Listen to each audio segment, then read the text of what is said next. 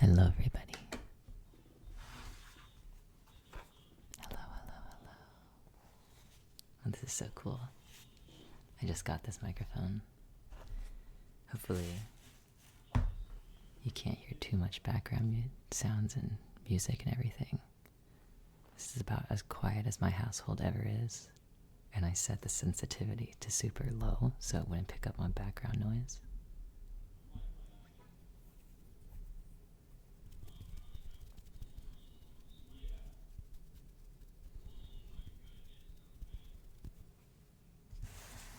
Today, I was going to read this storybook. The story about Ping by Marjorie Flack and Kurt Weiss. I don't actually know. I read this story when I was a kid at my grandma's house. And she told me that it was my dad's book, that he loved it. He even had a childhood plush of a little duck, just like this.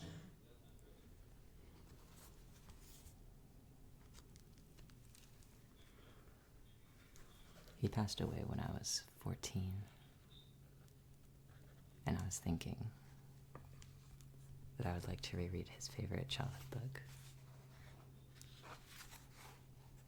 On the inside, you can see that it used to be his sister Nancy's book, and he crossed it out and wrote his name. It was a hand-me-down because he was the youngest. I'm also the youngest out of 3 other siblings. There's 4 of us. And I used to do the same things. Like, I inherited a crayon box from my sister, and I marked out her name and wrote in mine. It was kind of nice seeing that. I was thinking I'd do the same thing.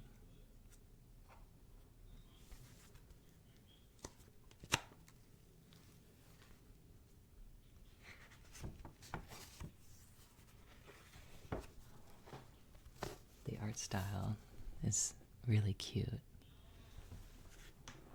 where the pictures look like they're colored in with crayon. And then they're actually colored in with crayon, scribbled over with my dad's doodles, which is very endearing. I actually don't remember what this book is about, but hopefully it's a good story. Once upon a time, there was a beautiful young duck named Ping. Ping lived with his mother and his father and 2 sisters and 3 brothers, 11 aunts, and 7 uncles and 42 cousins. That's like a lot. Their home was a boat with 2 wise eyes on the Yangtze River. Oh dang, is this going to reveal I don't know how to pronounce things? Already. Each morning, as the sun rose from the east, Ping and his mother and his father and sisters and brothers and aunts and uncles and his 42 cousins all marched, one by one, down a little bridge to the shore of the Yangtze River. All day they would hunt for snails and little fishes and other pleasant things to eat. But in the evening, sun set in the west, La La La Lay would call the master of the boat. Quickly Ping and all of his family members would come scurrying. Quickly they would march, one by one, up over the little bridge and on to the wise-eyed boat, which was their home on the Yangtze River. I really like this picture, the way that they drew the sunset. I don't know if I gave a clear enough picture of their wise boat with those big eyes. Look at them. It's looking right at us.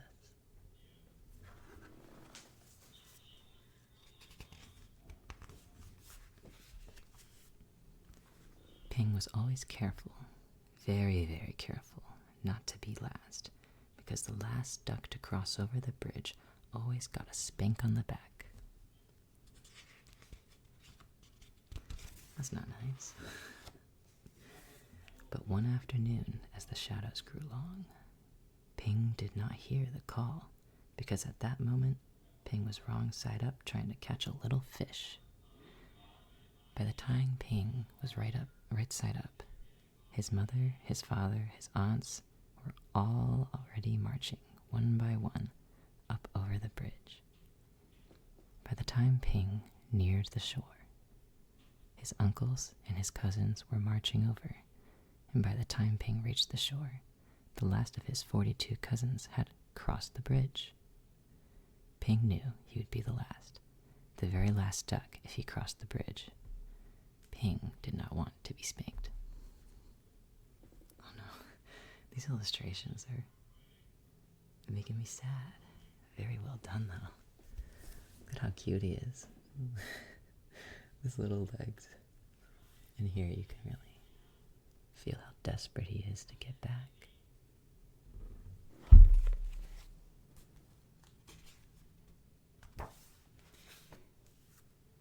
Looks like my dad only scribbled on the first page. So he hid.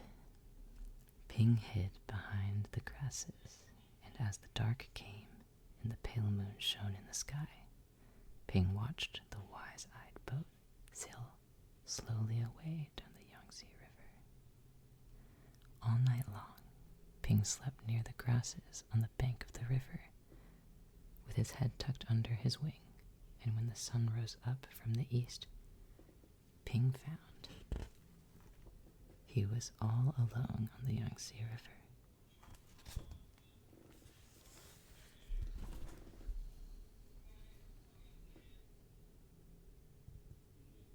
He's so small, alone in the grass.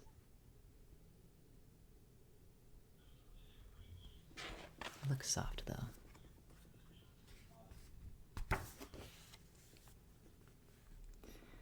There was no father or mother, no sisters or brothers, no aunts or uncles, and no 42 cousins to go fishing with Ping. So Ping started out to find them, swimming down the yellow waters of the Yangtze River. As the sun rose higher in the sky, boats came. Big boats and little boats, fishing boats and beggars' boats, houseboats and raft boats, and all these boats had eyes to see with, but nowhere could Ping see the wise-eyed boat, which was his home.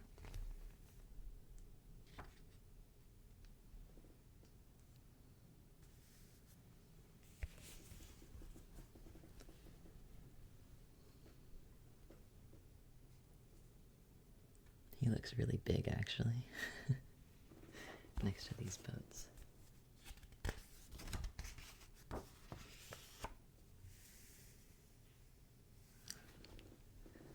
Looks like my dad got to this page just a little bit.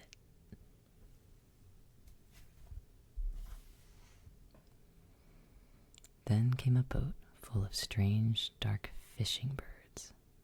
Ping saw them diving for fish for their master. As each bird brought a fish to his master, he would give it a little piece of fish for pay. Closer and closer swooped the fishing birds near Ping. Now Ping could see shining rings around their necks. Rings of metal made so tight the birds could never swallow the big fish they were catching. Swoop, splash, splash, the ringed birds were dashing here and there, all about Ping, so down he ducked and swam under the yellow water of the Yangtze River. I was wondering why they would take fish as payment from their master if they were catching it. But I guess it's because they can't swallow them, so it needs to be cut up.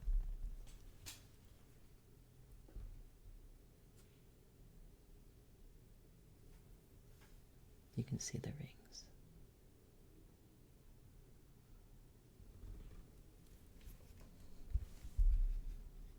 That's quite sad. Maybe he can learn to fish from them, though.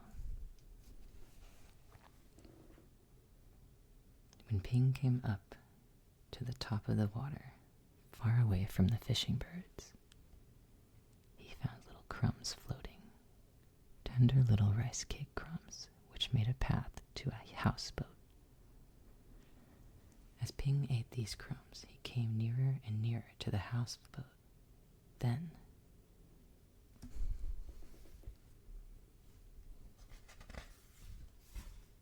splash!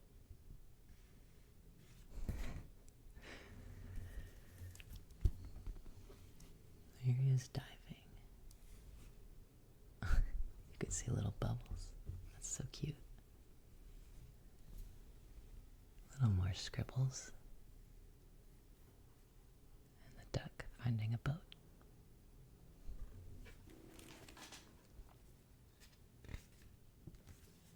There actually is breadcrumbs drawn here, but they're covered up a little bit with my dad's embellishments. Splash. There in the water was a boy. A little boy with a barrel on his back, which was tied to a rope from the boat, just as all boat boys on the Yangtze River are tied to their boats. In the boy's hand was a rice cake. "Oh, ow!" cried the little boy, and up dashed Ping and snatched at the rice cake. Oh, he's hungry. He looks so cute and little here, grabbing that rice cake. Our poor baby. I'd take care of you, Ping.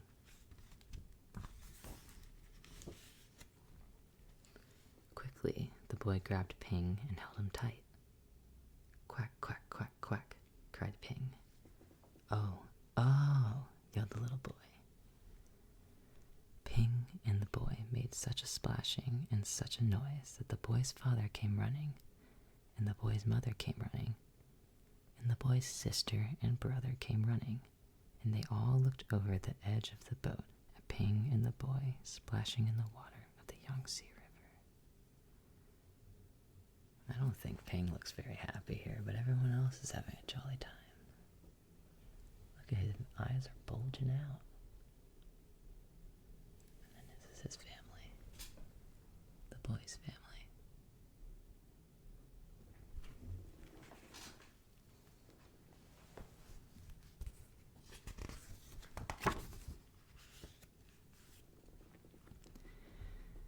Then the boy's father and mother pulled at the rope which was tied to the barrel on the little boy's back.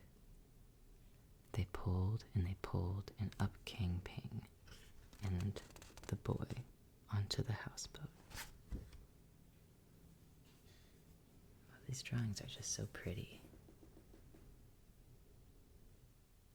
I wonder if the barrel is to help the boy stay afloat, kind of like a life jacket. Or maybe he's catching fish and throwing them in there. This time he caught a duck, though.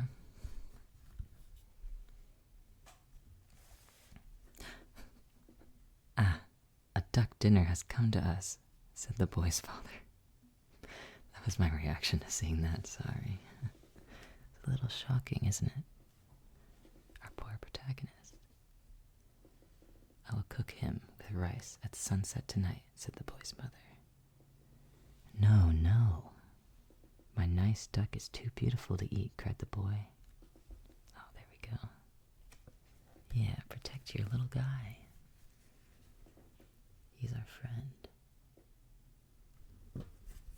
He's a beautiful little duck.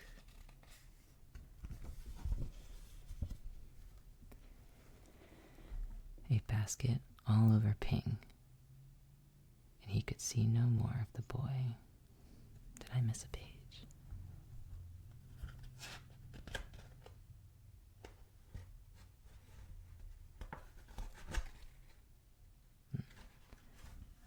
But down came a basket all over Ping, and he could see no more of the boy over the boat, or the sky, or the beautiful yellow water of the Yangtze River.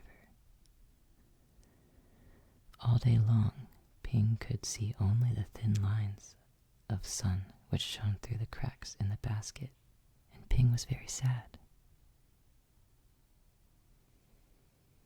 After a long while, Ping heard the sound of oars and felt the jerk, jerk, jerk of the boat as it was rowed down the Yangtze River. Soon, the lines of sunshine which came through the cracks of the basket turned rose-colored, and Ping knew the sun was setting in the west. Ping heard footsteps coming near to him.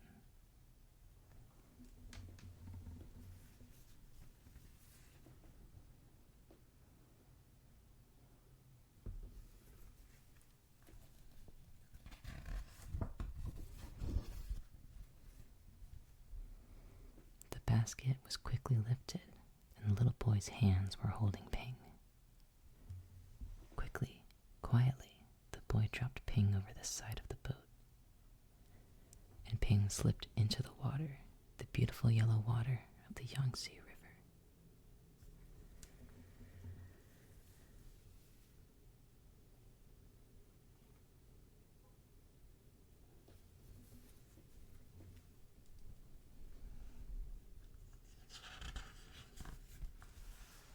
Then Ping heard this call, la la la la lay.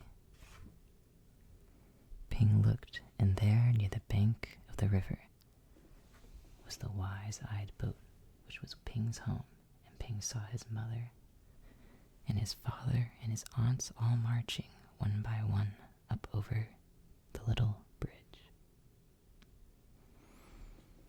Swiftly, Ping turned and swam, paddling toward the shore. Now Ping could see his uncles marching, one by one. Paddle, paddle, Ping hurried towards the shore. Ping saw his cousins marching, one by one. Paddle, paddle, Ping neared the shore, but as Ping reached the shore, the last of Ping's 42 cousins marched over the bridge, and Ping knew that he was late again.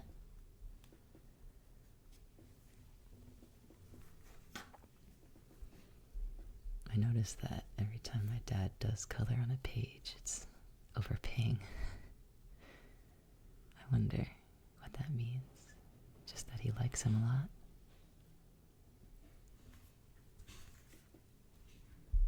This I already know.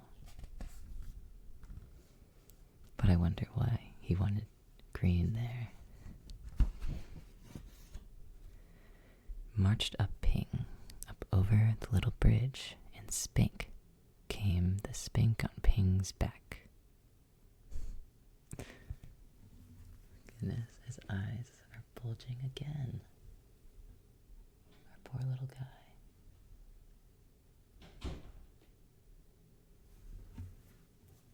His family's all watching.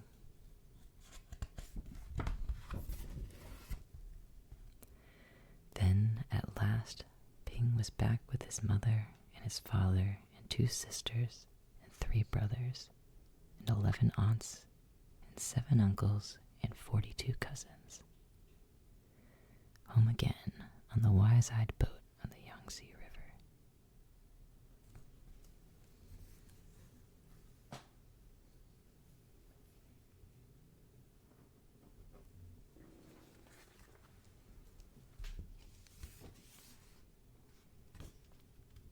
That's an interesting story. Seems like the lesson is to take responsibility, I guess. Although I feel bad for poor Ping. He didn't hear the first time. He was underwater.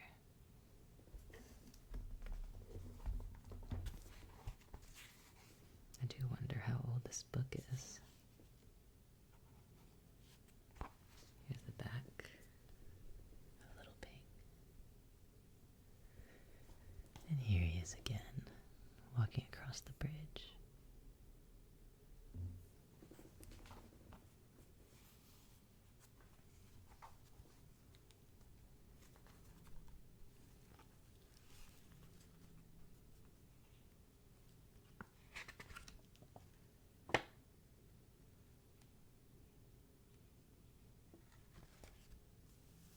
This envelope kind of makes me think this was a library book. But we own it now. Well, maybe it wasn't a library book. Or maybe we bought it from the library. I have no idea. This book is far older than me. How old, I'm not sure. The story, I'm sure, is older than this book itself.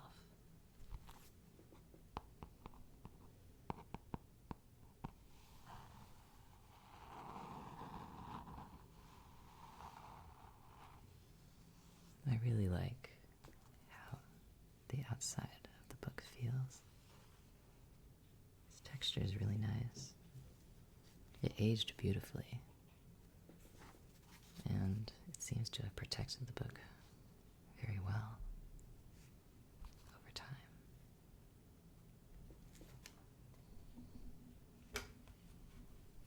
I'd like to do more book readings, but I thought I'd start with this one.